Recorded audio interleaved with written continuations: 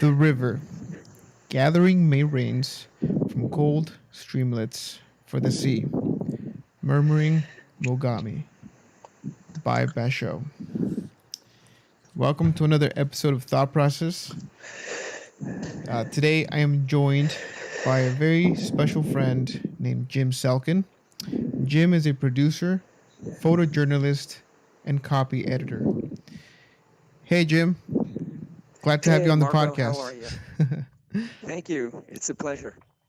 Yeah, today's episode is really about traveling, and it's something that I've always been interested in, but it's also something that I've never had um, like the privilege to do, Right. and yeah, so I wanted to talk to you. I mean, you've been traveling for the largest part of your life, I assume. Right. And yeah, so if you can give us a little bit of your background. um, I know you're my only friend from Brooklyn at the moment, so And I'm wearing my Made in Brooklyn t-shirt, no, just for nice. your, you know. Yeah. Um, yeah, actually, I mean, by today's standards, I probably am not as adventurous as some people have gone. But growing up in New York, as a kid, I was taken by my parents traveling through New England, up to Canada, to Toronto, to Montreal, which is actually my one of my all-time favorite cities that I wish I could move to. Um, Canada, became very interesting to me. It opened my horizons. We Mm-hmm. traveled all up and down the eastern seaboard with my dad's brother and his wife, my aunt, who had a fear of flying, so we went by train, which was actually very interesting because it opened my eyes to train travel, sleeping on a train, doing even as a young kid. So we've been up and down at that time, the coast.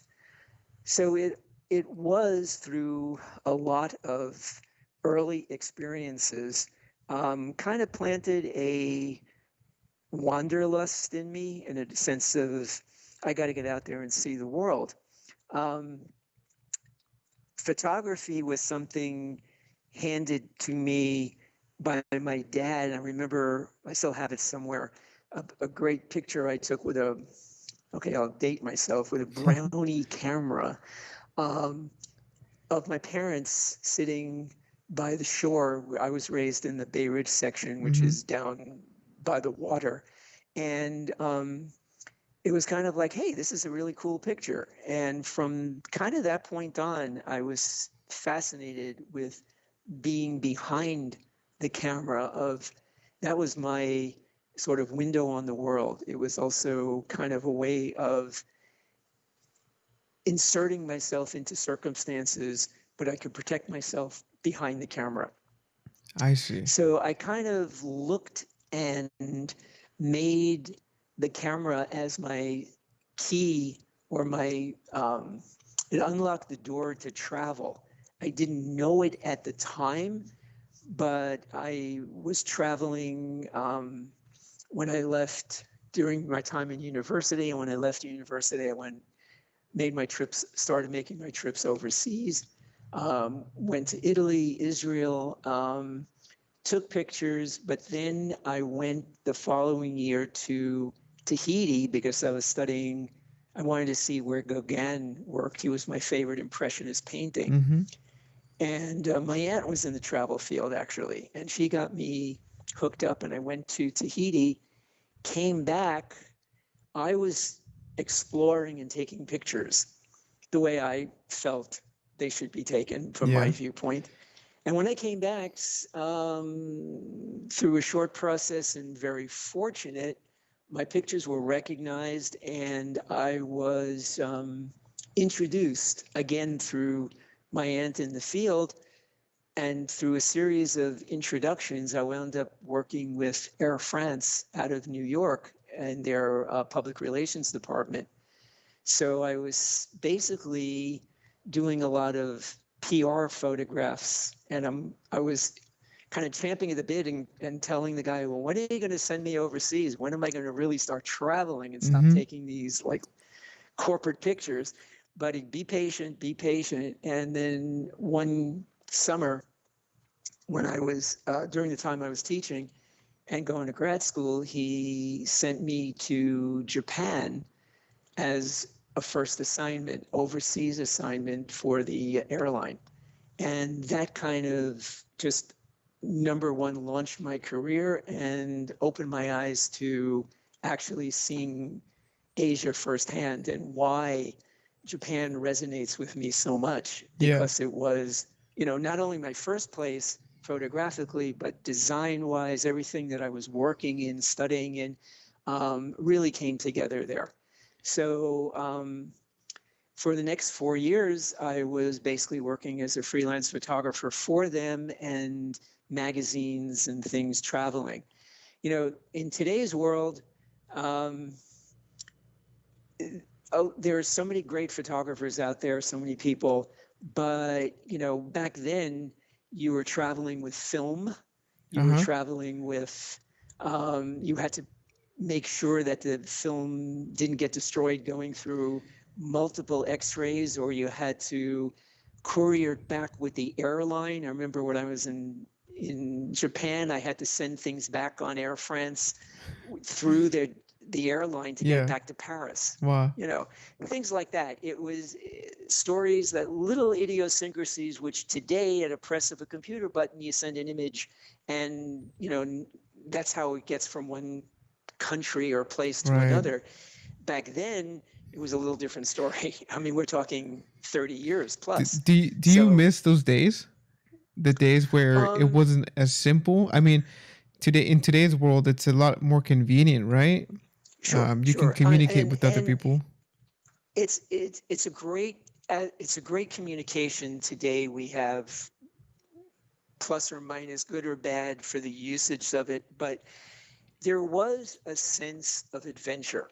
There was a sense of romance, um, that you were being sent on assignment. Right. They wanted you for your viewpoint. Right. Now, in truth, I know there's a lot of photographers who today it's more convenient to go hire a photographer in,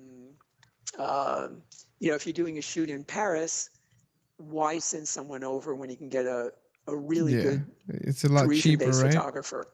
Yeah, it's a big cost factor unless it's something extremely special. Mm-hmm. And I got to say that today the art of photography has really gotten watered down to a great degree, Yeah. um, with cell phones and everything else. But the true craft and the true sense of travel, um, beyond the Instagramming and beyond the stuff, if you're still a true photographer.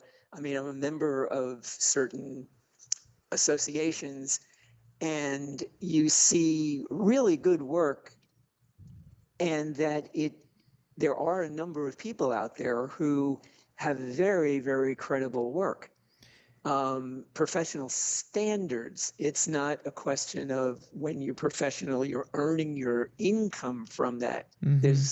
There's always a difference. And it's also not just the fact that a lot like nowadays with the technology that we have, particularly cameras and cell phones.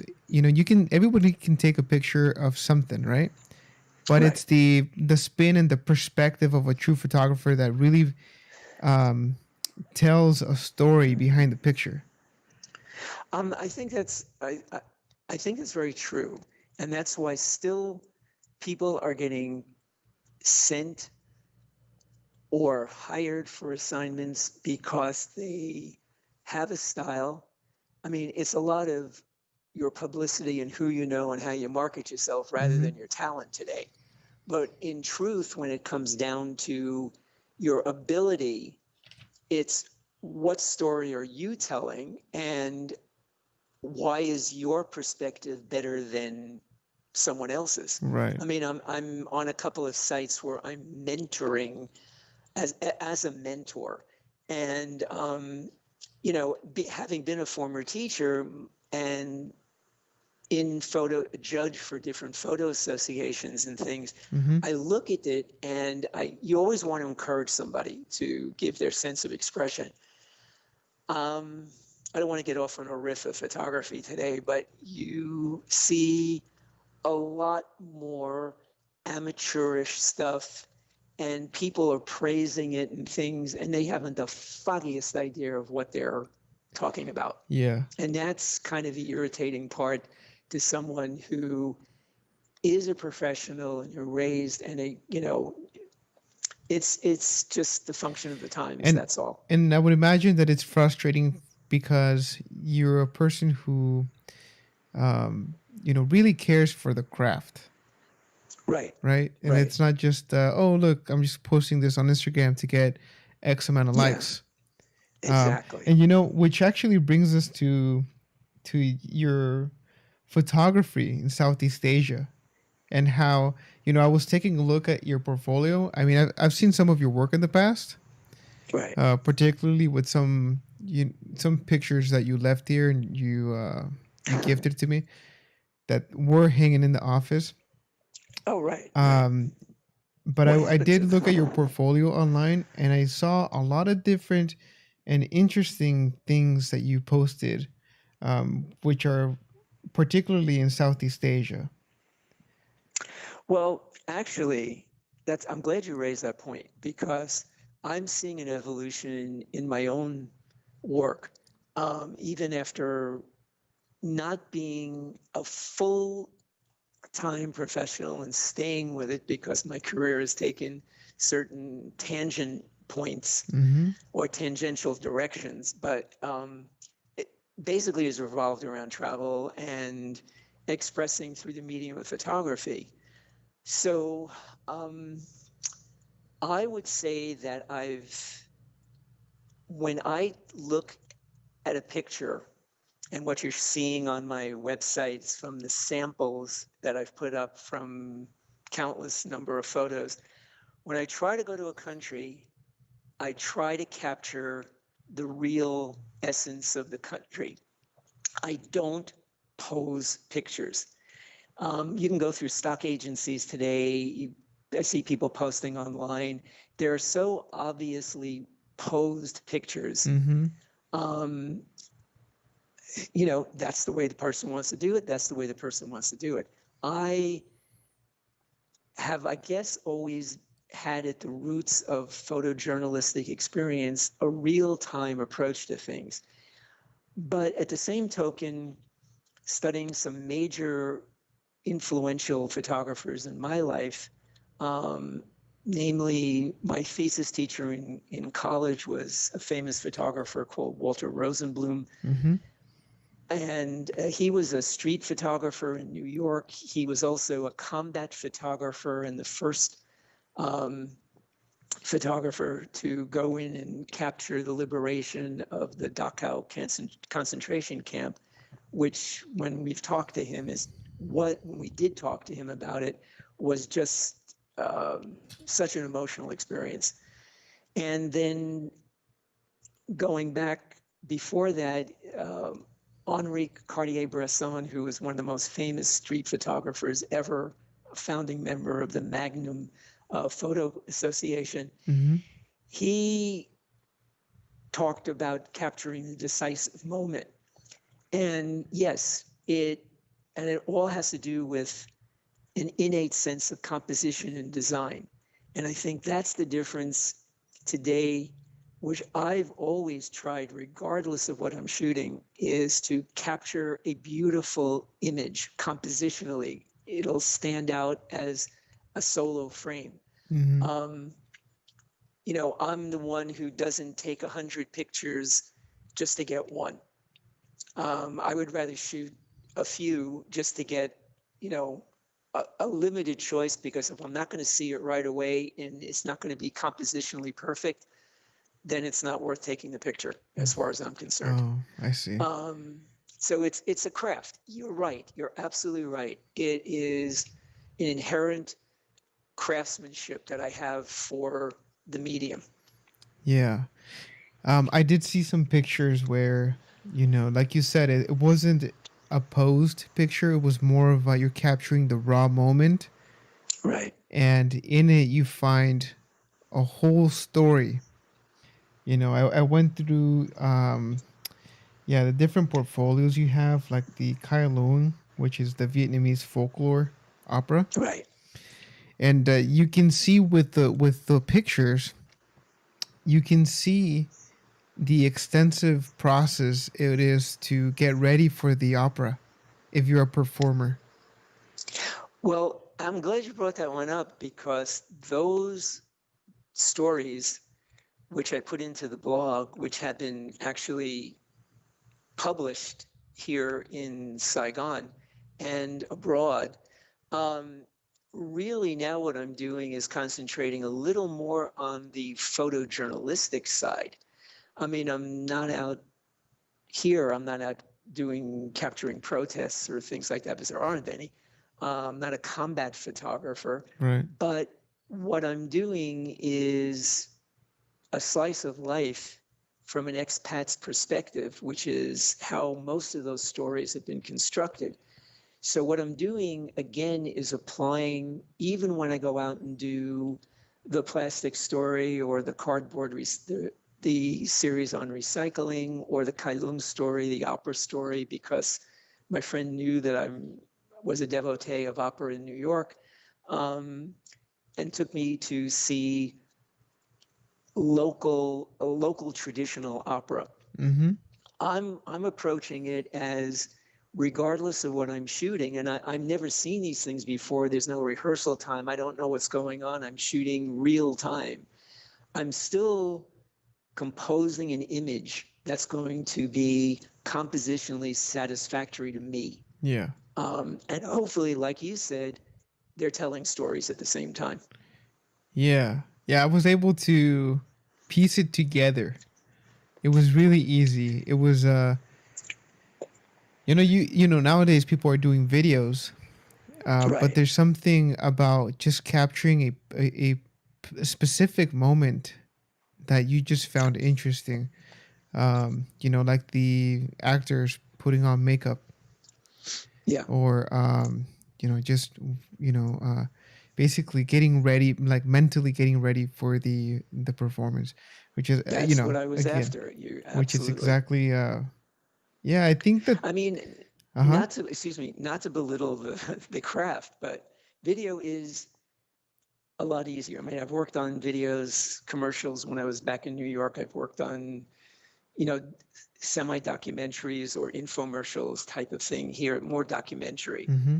And there's still a lot of preparation, how you're going to shoot it, and then editing.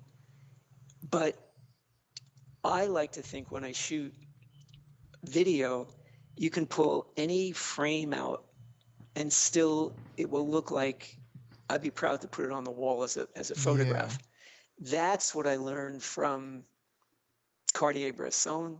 That's what I learned from the late photographer, famous fashion photographer, Richard Avedon, who studied with Cartier-Bresson, said the same thing. You Mm-hmm. pull any frame out and you can go hang it on the wall.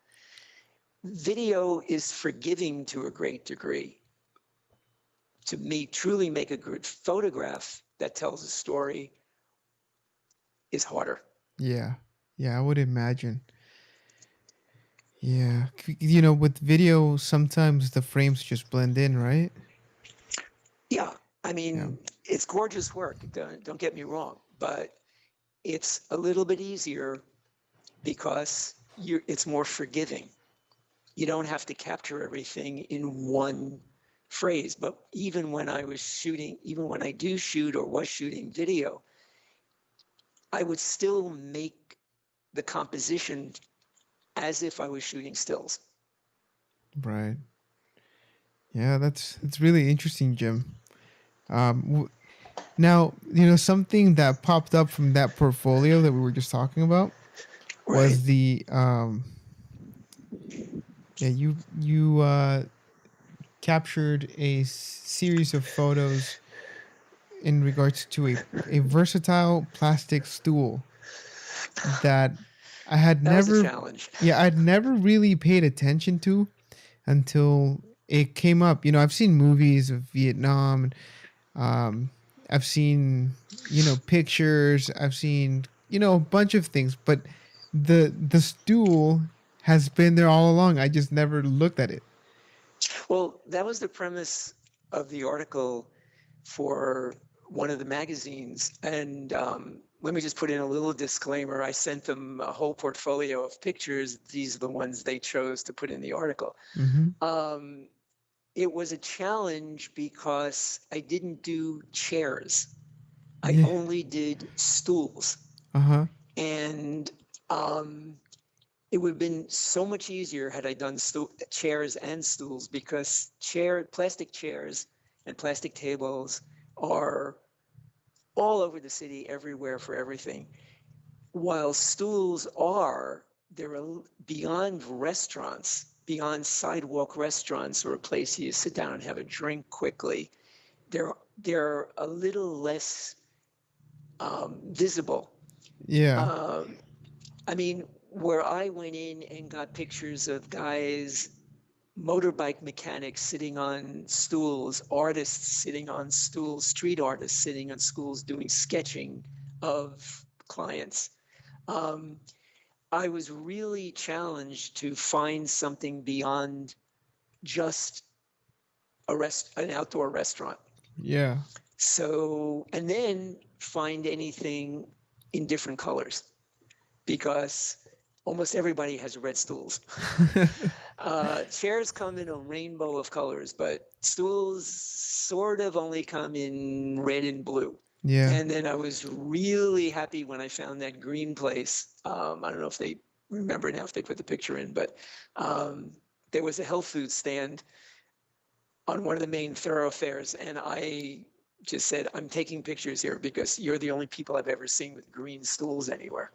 So yeah, I really wound up sticking getting caught a little bit and challenging myself to go find more samples of stools other than for the typical outdoor quick restaurant stuff. Yeah. But they came out really cool, man. It was just really interesting to see how how much they are used. It's not just a piece of furniture to sit on. Right, It right, holds people's groceries. Um, yeah, it could be the table that you and your buddies are playing a game, like a board game on. It's right. just That really was one interesting. there, and the guy by the Central Market where he put all his flowers out, and I was over in another part of Right, the city where they were doing displays of spices, and herbal herbs for herbal medicine. Big bags that were all on stools. right. Yeah, it's just Because really you can take them interesting in, how you the could take them culture in, is. you could stack them, take them inside, and there goes your display, It's so and you easy. could wrap up your display in 10 minutes. Yeah, here in the first world, like the US, we have we get post up stands that are collapsible to do that. We Yeah, get Costco chairs and Costco tables. It's just really funny how much here it's they make out of it, plastic. Here it's the world of plastic, good or bad. But as far as furniture concerned, it's easy to clean, hose it down, stack it up. That's why when people think of Saigon, and as you said very rightly, I mean, people think of, oh, the millions upon millions of motorbikes. Yes, it's life in the city, Mm-hmm. but lurking under the surface is, hey guys, look at how people sit. Um, and it was easy to go and do plastic chairs, but I sort of went, nah, look at how everybody uses the stools. Let's concentrate on the stool Yeah. aspect. Yeah, it's just really And then it's I found all different heights of stools. There was the real little ones, like maybe a few centimeters or 6 inches off the ground. People would know 6 inches more, but um, those are, if you're really getting down for something low, and then mhm. they come up to about a foot, and then probably the tallest I've ever seen is about a foot and a half. Yeah. Um, you know, I tried contacting some of the companies, but they who manufacture, but they were outside the city. Oh, yeah, those were really cool. It just goes to show you how much they make out of one little tool. Um, and yeah, and just you know, talking about the time that you've been in Saigon, um, in Vietnam, you also took the chance to do a little photo journalism for recycling recently, right? Right. And That's the one that's yeah, it's ongoing. yeah, I was reading, what you wrote, and I found interesting that most of the recycling or the recyclers are migrant women from suburbs or the rural Um, areas. it is a grassroots street level profession. Mm-hmm. Um, as far as recycling goes, good or bad, Vietnam has a not great reputation as far as recycling goes. The government's moving ahead with certain major programs.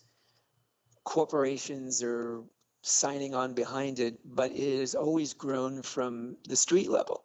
Yeah. And where I'm presently living, there's a street not too far away bordering the river that is a whole street about 2 kilometers long, or about a mile and a half of just major things from the port, but recycling centers of everything: cardboard, plastic, aluminum, metals.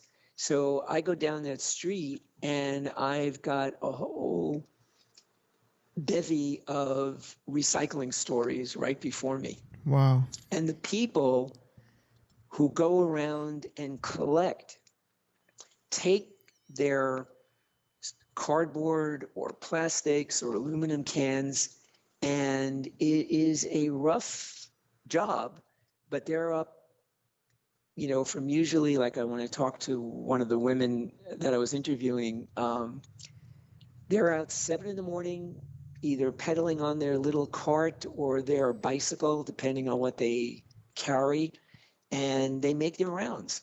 And they'll Yeah. pick up the flattened cardboard boxes or the cans, and they have relationships with various stores in the neighborhood. And they'll collect, and then they'll bring it to one of these recycling centers. Who pays them? Yeah. So much per kilo. 1 kilo is 2.2 pounds. So they get paid by the kilo for what, depending on what material they're bringing. So it's very much a grassroots um, industry, and it is not regulated. It's not protected. But what I've in talking in having the entree through my friend whose parents own a one of these recycling centers, Mm-hmm. um, it's very interesting. So, like, not more than 10 minutes away from me is a community where all these street people live in this neighborhood. Yeah. There's small houses, and this is where they live. They go out every morning. They raise families. Kids go to school, but they're living. And a number of them, the story, whether it's my neighborhood or others, generally speaking, these people have come here for um, better economic times. They will leave agricultural areas that don't provide, have been flooded. There's various reasons that maybe it's for better schooling for their kids. And they all migrate into the city. Usually somebody has come before from their area, their village, and established roots. So it's like a pipeline coming in. They know the areas, and they will get involved in this industry. And while we look at it, maybe from my perspective, and say, how can you subsist on what you're making? they came here to improve their lot Right. because it wasn't sustainable for any number of reasons outside. And like you say, some of these people, their majority of them are women. Um, they will leave their family. They'll go visit them depending on how far they came. They can see them once a month. They can see them once every 3 months. Send the money back. It is a real eye opener for Yeah. how people, work. And you In- think you don't put yourself above it at all. I'm trying to photographically and writing give a voice or give visualization to these people who, again, like the stool, are an integral part of society here, but are kind of either taken for granted or not paid attention to. yeah, that's a good point, huh? Being taken for granted. I mean, they're doing the grunt work for the Exactly. city to stay clean, right? So, As much as possible. I mean, yeah. it's you still wouldn't consider this I mean, basically, it's okay. Um, in certain areas, you still see a lot of dumping, a lot of, especially in the rivers and secluded areas, lots and things, and you say, "Oh my God, this is terrible." No worse than what you'd see in the States.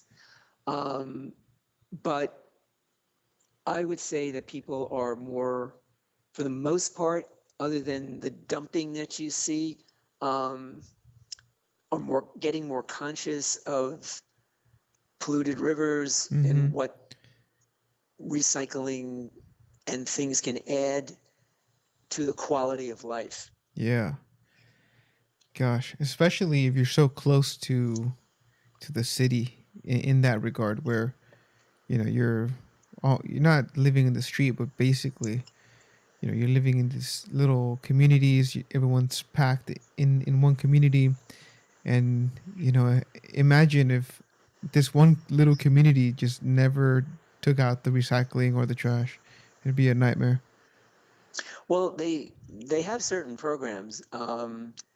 The big thing is organic waste and materials waste, and a lot of it is either not separated or it's left to, after you throw out your garbage, your food and your scraps and your expendables, Mm-hmm. non-material stuff like cardboard, plastic, and stuff.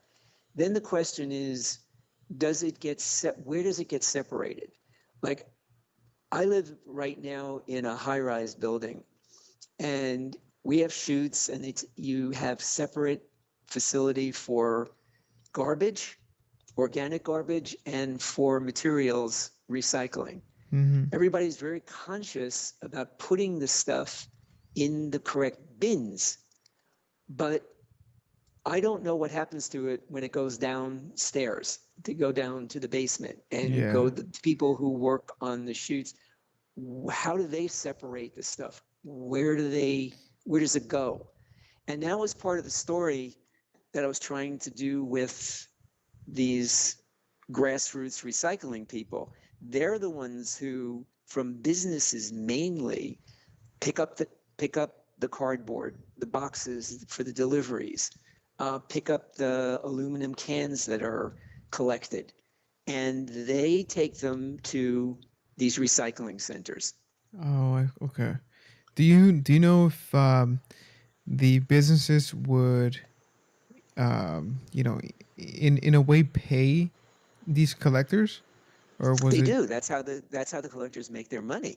And They then, sell they sell oh, by the okay. kilo. In other words, they sell flattened cardboard boxes Mm-hmm. for 2,000 dong, which is the Vietnamese currency, Mm-hmm. 2,000 dong per kilo, because it's a low priority. Um, plastic gets about Scrap metal gets about $1 a kilo, and plastics vary depending on whether they're just plastic cans or whether they're pails or things like that, but you're roughly looking at maybe 10,000, which is about 50 cents a kilo. Mm-hmm. So it different materials collect, and when they hand them in by weight, they make X amount per cardboard, X amount per plastic, X amount per kilo of aluminum cans. So yes, that's how they make their living. They are paid by these recycling centers, um, which is like my friend's family. So they buy most all material, not only from these street vendors, but they got deals with companies that pick up large format metals and things like that, take it to them, they buy it, and then they bring it to the local scrap metal yard or whatever. Okay. It's like stages. Yeah. Yeah. It's a intricate system, but It works. It's perpetual. When I went out to with my friend's family and they were on a plastics recycling run, and um, it's way outside the city. It was about an mm-hmm. hour outside the city, and we got there, and they go about once a week because they take um, about each of these huge bales, these big big plastic bags worth of, they weigh about 60 to 70 kilos per bag of plastics. Let's Mm-hmm. say in this case, it took the truck. When they fill up the truck, then they make a run. And when we got out there, our truck had 10 of these bags, and they put in it. I asked them how much was their load, and they said it was just over, well, in US terms, it was just over a ton of recycled plastic cans, cups, whatever. Right. So they paid the collectors, various collectors. Certain big items are done by small collection companies Mm-hmm. and brings it to them. But most of the cans, the cardboard and things are all brought by these street workers. Wow. That's a that's a lot of work. It's very labor intensive. I Yeah. mean, the average, it's almost a 24-hour situation because I've gone out at night and seen the workers on the streets separating stuff in bags so they can deliver it the next morning. You know what's funny about that, Jim, is here in the States we have it's such a hassle just to divide your plastic in your cans. Yeah, And then everybody thinks it's a big thing. I mean, when I went out to the plastics place, as you saw in the article, that shot of the room with the ladies in it, mm-hmm. they are separating all the plastics by color. You know, if it's a white detergent bottle Mm-hmm. or, plastic bottle of laundry detergent, that goes in one bin. And then they scrape the labels off so they have the raw white plastic. Right. And that, when they get enough together of white plastic material, that gets sent for shredding. And then it's converted into material to make whatever they're making. Yeah. The samples I showed were packing tape and melted down and make packing tape. They make planters out of it, different colors. Mm-hmm.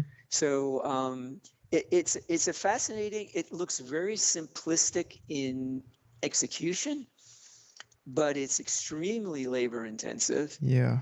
and it is something like I spoke to the woman. I said, do you realize you're making a contribution to recycling? She goes, it's a paycheck.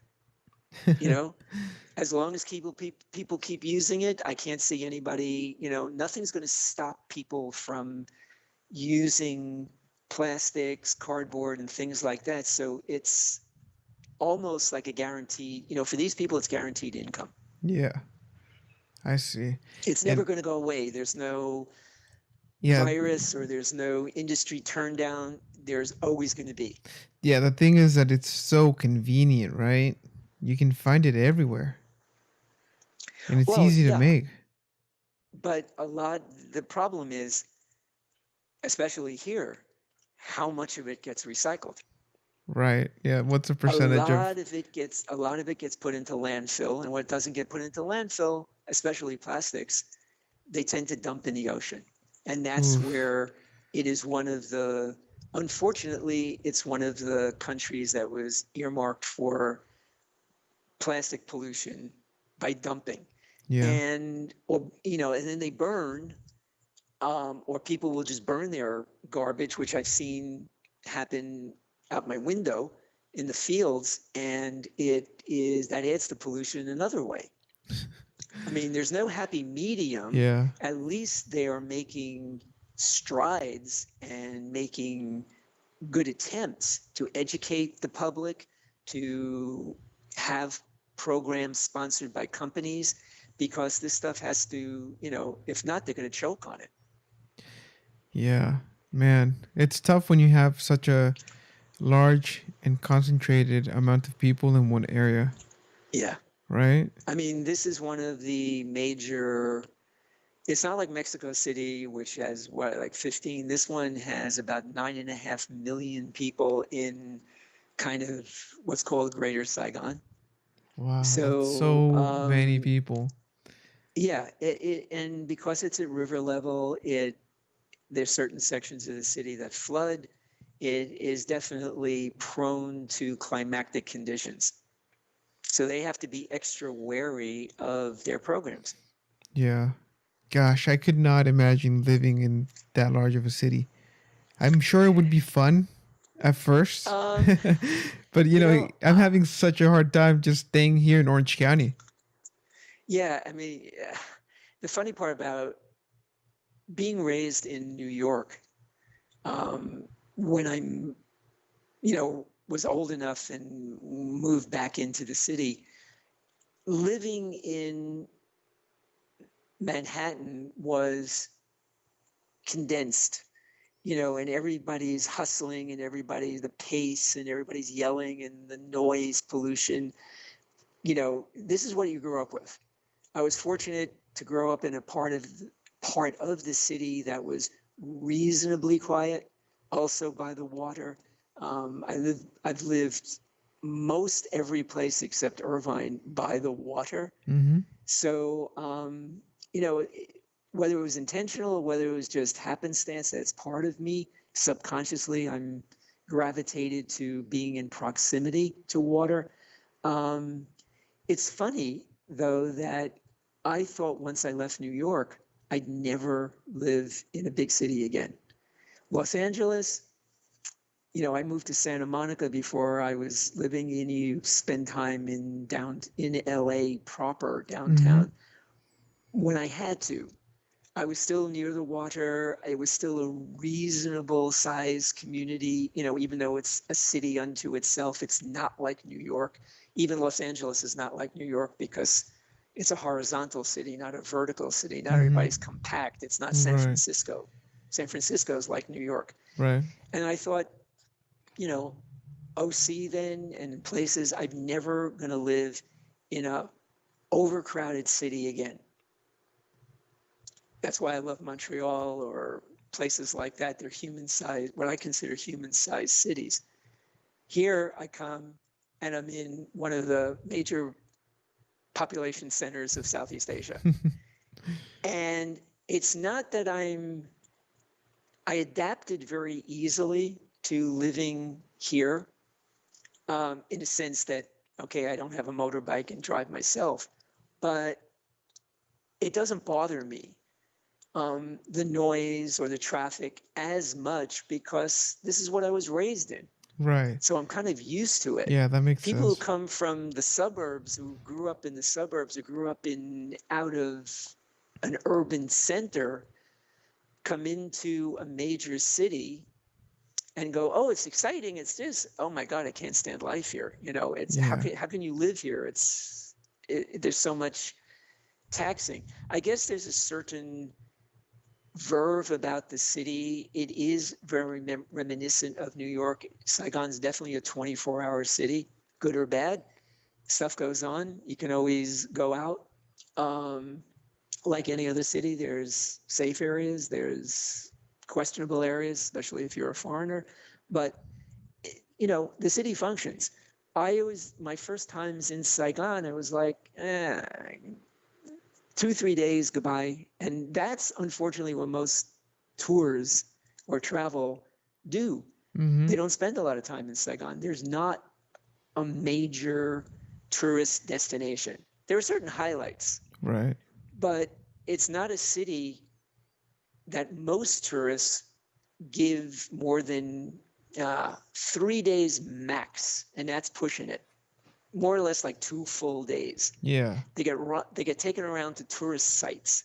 Well, there's so much in this city if you go beyond and go out to have someone knowledgeable and local or in the tourism field take you to the neighborhoods to really show you Saigon. Yeah. Yeah. And that's what's made life interesting, is exploring. Hadn't been able to do too much of it during the lockdown, which was about 3 weeks plus, because everything was closed up and it was hard getting around. Right. But now that it's opened up, there's a verve to get out and try to make the best of it, and get out and go to the different neighborhoods and explore. And that's what I find interesting about a city. Yeah. You may not find interesting things all the time or to your liking, but at least it provides enough opportunity. Whereas, between you and I was bored silly in Irvine. Mm-hmm. What do you got? Shopping malls. I mean, there's hardly anything substantial to go do. I mean, yes, you want to go parks and outdoors, and it's great life. But beyond that, there's not much intellectual stuff going on. There's not much to choose from. Yeah. It becomes vanilla after Yeah, many years living, and very. which Well, is that's actually the suburbia. reason why I've become more interested in traveling, is because Orange County is nice, but it's nice to live in. It's nice to like raise a family, Right. but only Absolutely. for so long. At some point you got to get out. At some point you have to Well, I go. mean, as long as you have the ability to travel and come back to it, it's nice. If you want to Hmm. make your base living somewhere else, that's a different story. Yeah. Yeah. Yeah, no, yeah, just about just getting out once in a while. Like I said, it's nice living here, even though, you're Monday through Saturday, you have traffic. Um, Yeah. and nowadays, I mean, I really don't know what's gonna happen after this whole lockdown is finished. We're Right. starting to open up here. I know that Right. Vietnam wasn't really affected all that much, right? No, no. I mean, they locked down pretty fast, but there was very, very little. I mean, they're kind of a shining example to other countries how it should be handled. Mm-hmm. So it's so much of a analogy of, and that analogy is not the right word, is a conundrum. It's because I'm looking at it here and saying, yes, my I was living back in the States, and I was going to return to the States, but why? What have I got there? And look at all the problems. Look at all the, how things have been affected by the pandemic. Let's not get into the, recent political issue and stuff. Here, you know, life resumed after a very trying, very intense 3 weeks lockdown period. Mm-hmm. But now the city But it is worked, kind right? of back to normal, almost normal. It's not, business wise, it's not, I think, ever going to return to what it was. But if you look at it, like somebody asked me the other day, and I said, it's about, I don't know if I was talking with you in prior, or it's about 85% back to the way it was. and people are out. I mean, tonight's Friday night. The beer halls are going to be jammed. Karaoke places. It's limited numbers still in case, but you go to an outdoor restaurant, you go out to these beer gardens and things. I mean, Mm-hmm. you don't go, what's wrong? Nothing. There's Like no worry just about distancing or anything yeah. else. Are you So guys wearing it's, masks? yeah, um, I know you that told me was an that issue. it's been part of part of the culture now, right? For many Well, years. see, it's always been part of the culture because you have to wear a mask if you're riding a bike. And one of the reasons is the pollution. Mm-hmm. I mean, when you get 20, there's like 9 million people and God knows how many bikes, but they figure like 2 bikes at least, per family. And Yeah. you can see there's like 20 million motorbikes. I mean, take a look at some pictures that you see of traffic in Vietnam Oh yeah. and in Saigon, and you just go, you go, how the hell does anybody get it anywhere? Yeah. Um, so you wear masks. So the fact that during the period of the pandemic, everybody who went outside was required to wear a mask. Well, you wore a mask virtually anyway. Right. So it didn't really stifle your, um, if you're used to it. Right. Right. And there was no question here of, oh, you're taking my personal freedom and I'm not wearing this and Yeah. screw this. Yeah. No. And it's just common sense. Yeah. That's what I feel people are going on the whole issue of personal freedoms and all this shit. It was seriously, it's just common sense. So here, it was nothing to go out and wear a mask because half the time you're wearing one anyway. Mm-hmm. So now just to wear it a few more instances. I mean, if a server comes up to you in a restaurant and they're wearing a mask, nobody complains. I mean, you have to take your mask off to eat. Yeah. But if you're being served by someone who chooses to wear a mask, if that's the restaurant policy, fine, who cares? Yeah. Here, I think it's bound to become A and political issue. yes, it's been a political issue, but I think it's gonna become just a thing, another thing that we do in times of flu season. I don't think that we've ever done this before. I don't recall any time, Well, in no, my because time flu, here. yeah, you're right. Flu, I mean, we weren't around a century ago in 1918 when they had the Spanish flu and Uh it huh. devastated urban areas, especially in the East Coast, Mm-hmm. and hundreds of thousands of people died. You're looking at something which now has worldwide, like the plague, bubonic plague or something back in Europe. They didn't have anything like masks or knew how the thing was transmitted. You're a little more aware of it now, Yeah. but when you're in a society that uses the mask most of the time anyway, so extending it is no great shakes. Yeah. Has nothing. It's no big It's no deal. skin off anybody's Yeah. back. But Yeah. because I look at it now, I'm looking at it and going, what is people making such a big fuss about? It's common sense. Yeah. They, Yeah. It they're really is. they're they're extrapolating it for all sorts of reasons, political reasons, social reasons, and it's just absolutely mind-boggling to say, everything's got to become politicized. Yeah. Everything's got to become, you know, my beliefs in this and my constitutional rights. Oh, come on. Yeah. People This are is just getting common. so caught up in that, right? And Yeah, I I feel mean, like I know that the travel industry got hit severely bad. It was really bad. There's yeah, virtually no traveling around the world unless it's business or for there was, hardly anything virtually stopped. nothing.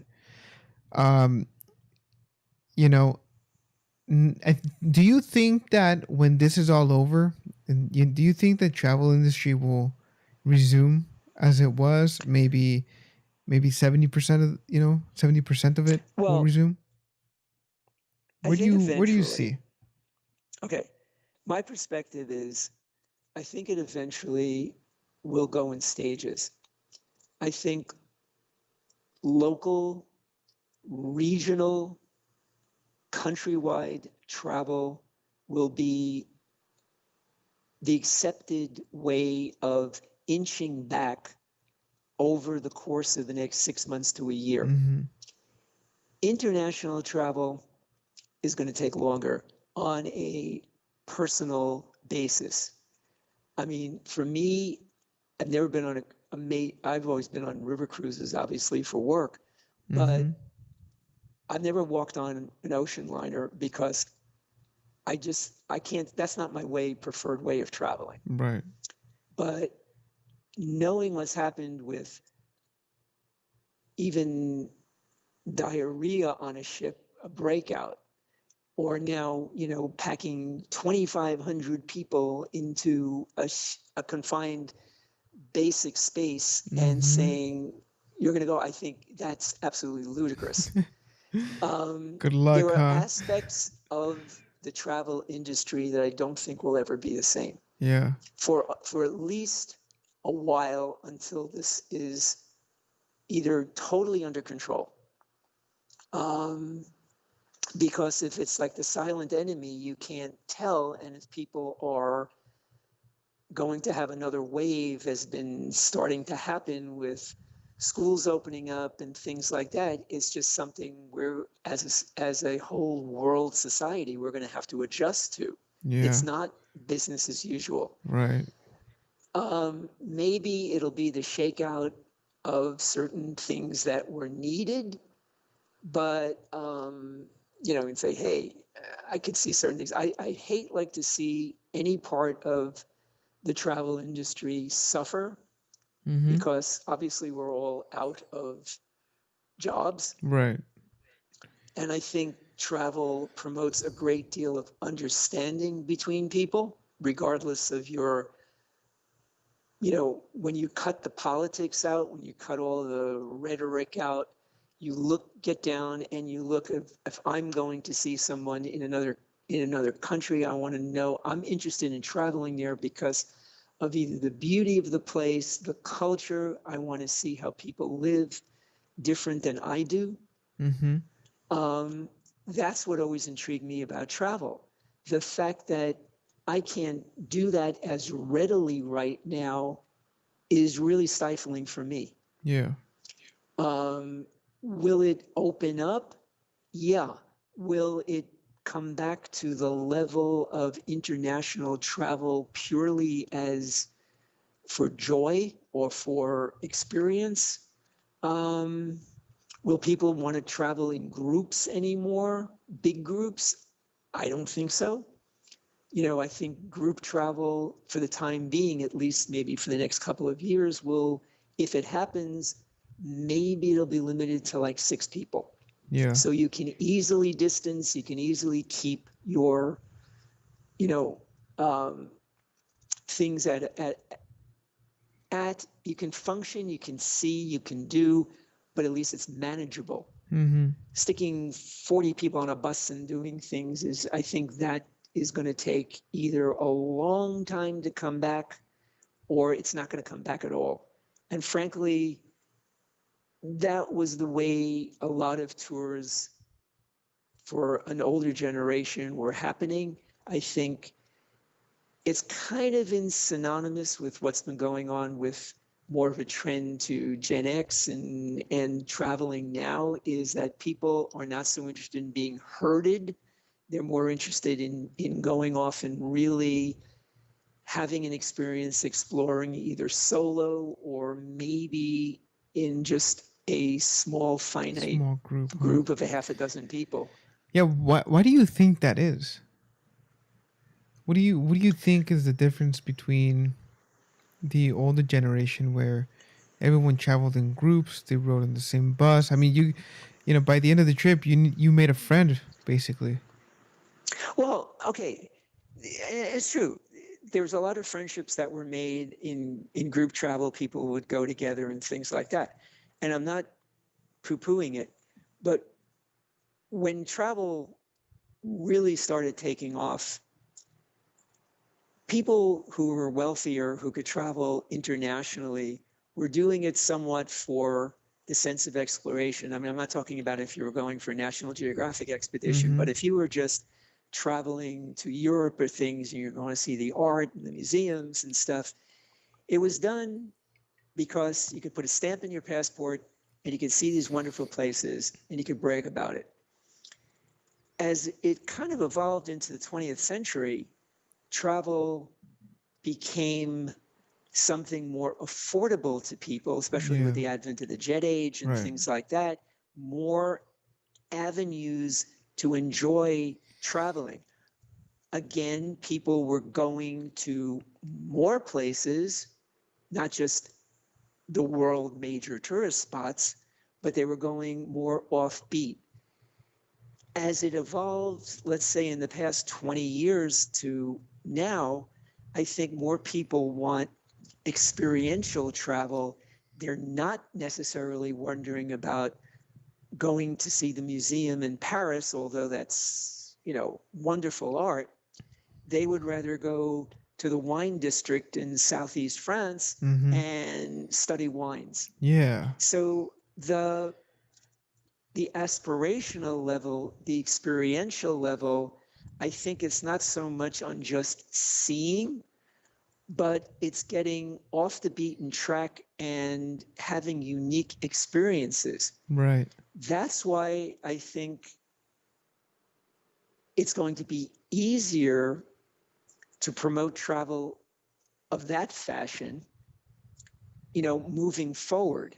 You're not going to herd 40 people in a bus and going to, the tourist sites around the city in one day or a half day. And that's going to be your experience of coming to a city like Saigon or coming to, Los Angeles or whatever. Yeah. So I think it's much more in depth Mm-hmm. and it'll be a lot more individualistic or small group centered um, for experiences. And that was the trend that was happening, like where we used to work with custom experiences and things like that. That's the way the industry was heading. Yeah, and that really resonates with me. I mean, just I've only traveled here in the U.S., but Right, I recall the trip I took with you and John to Chicago, right, where right. we made it almost like it was our mission to go have Chicago style pizza, Yeah, I and remember. just having that made Yeah. the experience of being there that much better. I It would. mean, look, working way I did, and even though I was on the road, God, one year I hit 30 weeks on the road. Um, it was a great experience because not only, okay, it was business first, but then if I got to spend a weekend or something in a place, I could explore it. Yeah. I mean, I got to see places that normally I probably wouldn't have or wouldn't put on my priority list of getting to and exploring, you know, I mean, I think I've hit between my travels and work about 44 of the 50 states. I don't think I've ever would have chosen to do that, Yeah. but the work took me there Right. and I saw parts of cities. I mean, I always made it my business to go to take time and go to a museum if there was. I remember seeing the Museum of Photography in Houston. I didn't even know they had one, and it was in Dallas. It was great, you know. Getting little snippets of a city other than the tourist aspect um, is definitely worthwhile. I mean, yes, work afforded me the ability to go there. Mm-hmm. Um, and these were really cool experiences even if it was. I have a friend who also worked with the company for a while, but I knew him prior, and his big thing was finding the unique restaurants in every city. Yeah. I mean, he was I'd call him up and I'd say, "Hey, Don, I'm going to so and so. What do you what's the unique places?" Yeah. Yeah, So that's this is if you have the gourmet aspect, whatever it is, it's finding unique things about a city that you need time to explore. I mean, beyond the major centers of the country. Yeah, it was great finding deep dish pizza and seeing how it compared to New York pizza or LA pizza, yeah. whatever. Um, what was so special about deep dish pizza? I saw a cartoon in the New Yorker magazine that goes, bottom line, it's just a casserole. you know, it's a casserole with crusts. Yeah. That's all. Eh, That's funny. so, yeah, I mean, but it's the fun of experiencing things like that.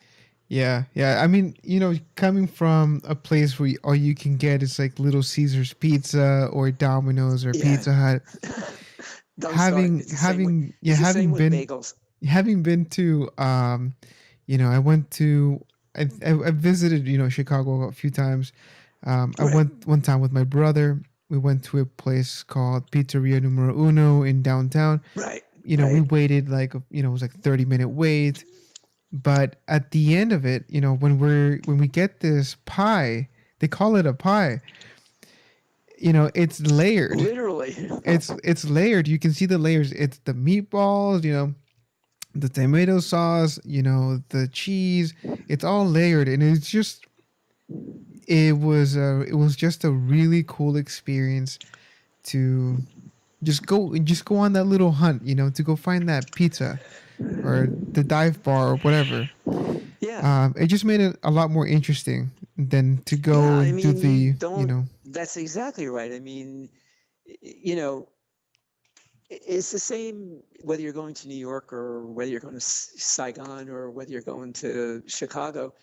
You know, yes, there are iconic spots either have a lot of PR or have gained a reputation, like restaurants or some social cultural event. But the real aspect of finding the city is not just doing the tourist sites. yeah.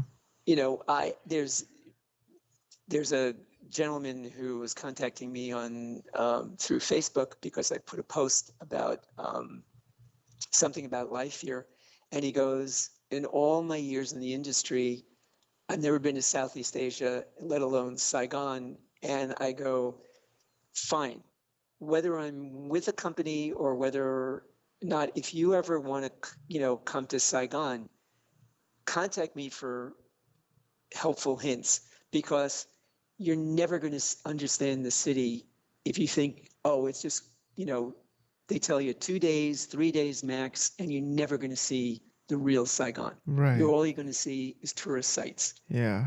Yeah. That's And kind of unfortunate. like it's the same in New York. Okay, New York has probably multifold museums and cultural institutions and things that you want to see. Mm-hmm. But you got to get out to the neighborhoods to really understand the city. Yeah. Yeah. Yeah. So That's it's the same anywhere. right. Yeah. I hope that once this is all over, people start traveling more. In all of your years, I don't want to get too in depth or too personal, but what has been what has traveling taught you like the most? Um, okay, well, it's matured me. Um, I remember taking my first trip overseas solo, and it was after I graduated. It wasn't on a formal photo assignment, although it led to one. Mm-hmm. Um, I hadn't, as I said, outside of the traveling I'd done to Canada and domestically with my parents and things, I didn't travel outside the borders of the overseas. Right. So for me, it was on my own overseas, um, coping for the first time with learning to eat different foods, learning to see how other people live other than, what is a real Italian who lives in Italy like, as opposed to the Italians Americans that I grew up with, Mhm. something like that. You know, Yeah. what is life in the homeland like? And it's, you know what? It's not staged. It's not some sort of theatrical production that goes on every day for the benefit of a tourist. This is life. This is life over there. I Mhm. mean, you may like it better than where you came from. Right. You know, you're seeing how people live their life day to day, what advantages they have, maybe what advantages you have that they don't have. Yeah. But That's really sometimes it important. sometimes it was, and if you learn not to look down on people, that's their life. Yeah. Um, you can't measure it by what you have. If you're fortunate to grow up in a certain place that has more advantages than others, not always saying that growing up in the States was the perfect life. Mhm. It was a lot better than a lot of other places, granted. But if you close your eyes and you don't see how other people live and appreciate what they're doing for their life, how their struggles, their things, you're not understanding humanity. I mean, I come here in Saigon and I'm looking like you go out to a park, say on a weekend or something, or in the neighborhood, and if you see families with kids, and there's a lot of kids here, I mean, Mm. they're just like any place else. They want the same things. They want to enrich their kids' lives. They want good education. They want opportunities. I mean, they take care of their kids. The same as we would growing up in the States. I mean, there's not a lot of basic human differences. Yeah. I Yeah, there's maybe differences in how it's happening, but you know what? You know, basically they want the same thing for their kids. Yeah, that's really important that you say that, Jim, because in these times where it's all chaotic here in the states, we're a melting pot. We have so many cultures, so many different types of people, but at the end of the day, we all want the same thing, you Yeah. know, I which mean, is to me, you want a peaceful life. You want to be able to do what you're hopefully what you are trained to do, what your passions are, and just live a peaceful, non-stressed, if that's possible, life yeah, to fulfill yourself. I mean, I think that's a basic um, need and a basic want, no matter where you are. It's just gotten to or derived in different ways in different places. yeah. And So some places struggle, and yeah, some places it's easier. yeah. So it's really about traveling. Really is about understanding other people. Right. Yeah, man, I mean, that is the that's really key. deep, and I'm glad that we are having this conversation because for the past ever since I started working for this company, Jim, I've always just going out to Vegas, twice a Yeah. year, getting out of this bubble that I live in here. It Right. really started opening my eyes and how it is out there and how different, but yet how everyone is the same. Like again, we all want the same thing. Um, we all have different aspirations, but it all coincides with happiness. Yeah, as best as possible. You're Yeah. right. And I think that's the advent of travel. It's getting out of your bubble. Yep. It's people get out of their bubble for various reasons. They go for a pure escape vacation.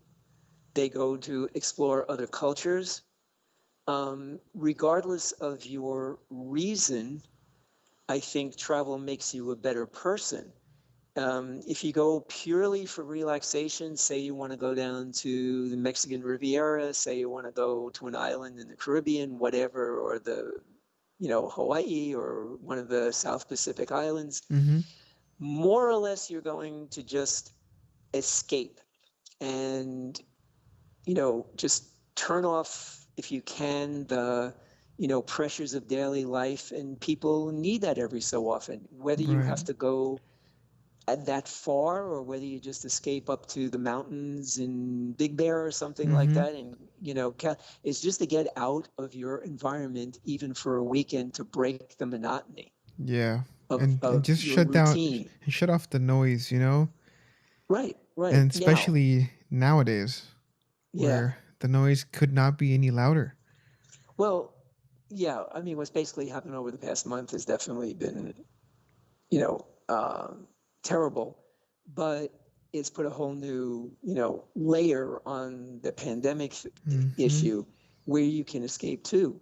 I mean, yes, to escape to a place outside of your state, outside of your country, even to give you another perspective on life, to explore maybe a passion of yours, whether it be hiking.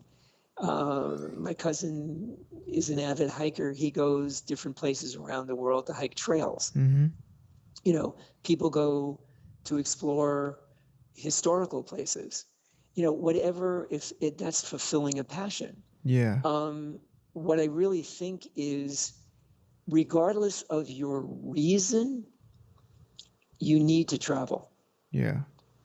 And I think that is what has happened now with this.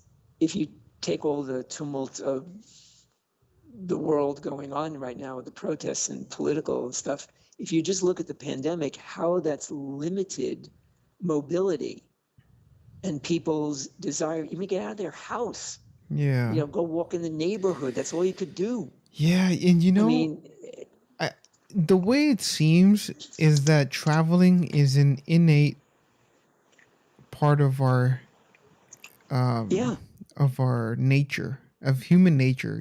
We talk about and we hear about nomads and um you know just people in history traveled around the world, and we discover new land and so on and so forth. I think that it's part of our nature, and then when you like nowadays, our life has become very systematic. So yeah, we grow up, and we go to school. You graduate high school, you go into college, then you have a career. It's all, for the most part, it's in the same area or the same right. town, the same state. And you see what's happening now, like especially after being locked down for 5 months. Like, what do you expect people to do? I mean, nowadays you have like riots. Yeah, I mean, Yeah. it Where are you just going to makes me travel to? think about that. It makes me think about the what if this wasn't going on? Like, would there be riots if we weren't in lockdown, or would people be more relaxed? Well, Maybe they took a trip. not to take this conversation off on another tangent, but I mean, the reason for the riots and the stupidity of the riots, there's extremes on both sides. Mm-hmm. And whether, I mean, I've lived through enough in New York, in Los Angeles over the past couple of decades to understand people's frustrations and people's, things. But I think this is getting to be one of the most polarized issues because of, well, politics, who's leading the country, etc. But I think that the protest would have happened as a result of the unfortunate death of the individual. Mm-hmm. I don't think it had anything to do with the pandemic. I don't think it had anything to do with stifling travel. Yes, you wouldn't be thinking of going to certain cities until this quieted down. All the riots that I've been through, New York, um, California, Los Angeles, I mean, yes, they were all bad, but they did simmer down after a while and life resumed. Mm-hmm. You have the underlying cause. So I don't think the rioting issue now was, if you didn't have the pandemic, you'd still have travel. You may be cautious, you may not be going certain places for a while. I think the pandemic and how it caught a number of people unprepared, number of countries around the world. This is not just one country's problem, it is a world problem.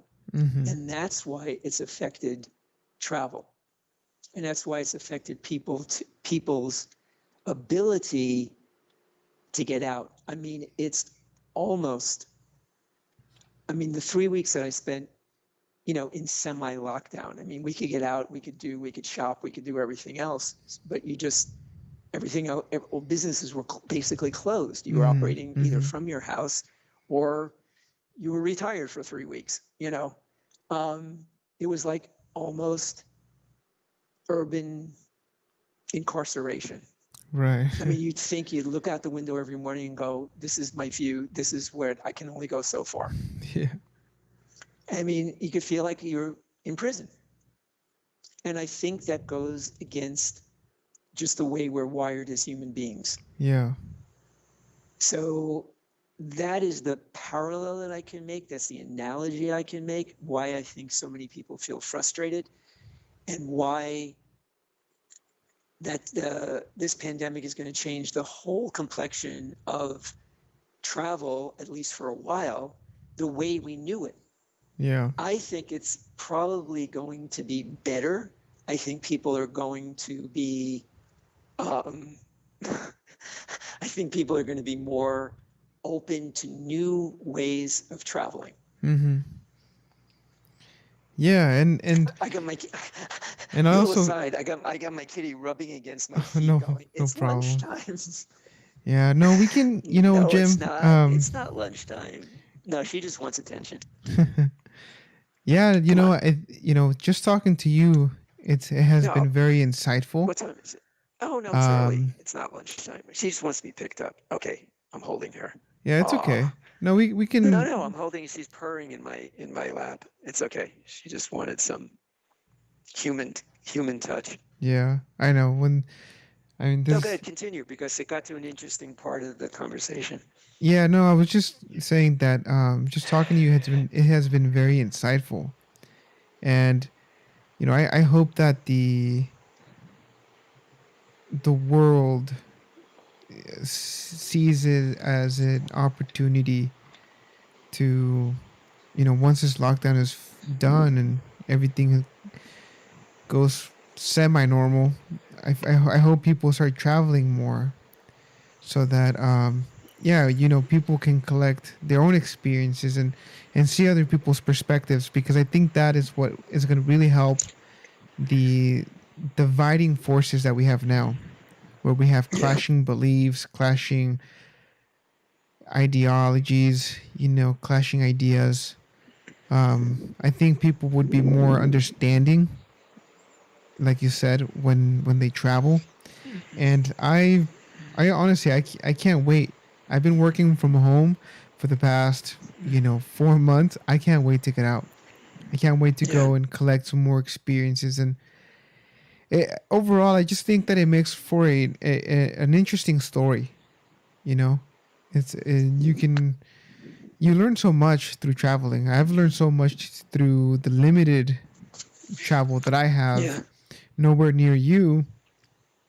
Um, Well, you'll get, but it's just a question of getting over this period which has stifled everybody, yeah. and finding the means and getting back on track to do. I mean, some people are satisfied going, across town. Hmm. Some people are going across oceans. Yeah. It's just the ability that has been taken away from us for a period of time. to say what's safe and where can you go. Yeah. Yeah, and I'm sure it's going to bring a lot of change, to the way we do the things in terms of traveling. Yeah. Yeah. Okay. So I think we're gonna wrap it up there, Jim. Thank you Fine. so much for coming on my Oh, it's been podcast. great. Yeah, can you? I'm gonna give out your website. Is that okay? So that people can visit your Sure. website, Sure. take a look at your photo journalism, your photo documentaries that you've made. Yeah, the So videos. I mean, I need, I'd love to get work if anybody, could use it. yeah, Any of the, yeah, you can put a little visit plug in. jimselkin.com. That's JIMSELKIN.com. Now, You got how it. how would people be able to reach you the easiest? There's an email contact um, on the site. There's a tab that says contact, And and it'll come right to me. also, I see that you're active on the social media a little bit. Yeah, I mean, they can reach me through Facebook, they can reach me through Instagram, but email anywhere. Okay. Well, thank you again, Jim. It's been a pleasure to have you. I usually close out the podcast with the excerpt of Heart of a Buddha. So if you don't mind holding Hmm. on, and then I'll get back to you when we get back Sure, offline, okay? no problem. And thanks so much for doing it. No, thank It's you, really been Jim. fun. I hope that we do it again. It's been a lot of fun. Okay, in person. In person, yeah. I hope that once this is all over, you can come by and we can Yeah. have you in the studio. Okay, so Heart of a Buddha. Phenomena are preceded by the heart, ruled by the heart, made of the heart. If you speak or act with a corrupted heart, then suffering allows you, as the wheel of the cart, the track of the ox that pulls it. And with that, thank you again for joining us today. Don't forget to leave a comment, subscribe if you like this video, hit the like button. I'll talk to you guys next week. Bye, everybody. Okay, bye.